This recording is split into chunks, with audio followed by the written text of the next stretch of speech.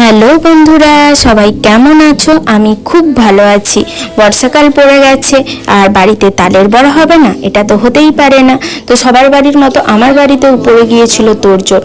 তো আমার এখানে তো অনেক তাল গাছ রয়েছে, তো সেখানে ধমাধপ করে তাল পড়তে থাকে। তো সেখান থেকে মা একটা তাল কুড়িয়ে এনে তালটাকে আবার এখানে দুঘা মেরে তারপরে ছাড়িয়ে নিচ্ছিল। তালটাকে ছাড়ানোর আগে অনেক কাজ থাকে বাবা, তাল বলে কথা, এ তো আর এত সহজে বাগে আসে না।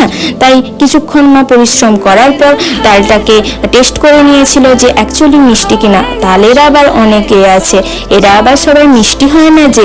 হ্যাঁ, এই তালটা মোটামুটি ঠিকঠাক ছিল।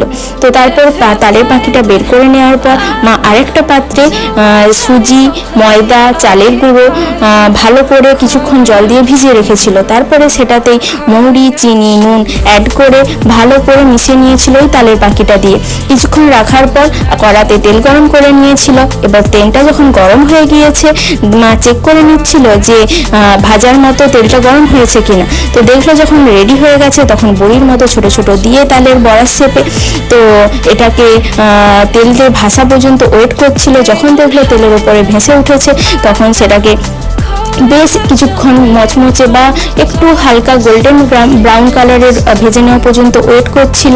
ওয়েট করার পর সেটাকে গরম গরম প্লেটে সার্ভ করলো।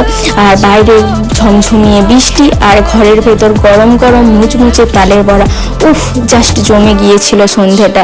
তো কার বাড়িতে এই বর্ষাকালে তালের বড়া হচ্ছে আমাকে কমেন্ট করে জানাতে ভুলো না কিন্তু। আর দেখা হচ্ছে পরের ভিডিওতে। এখনের মতো যাই, বাই।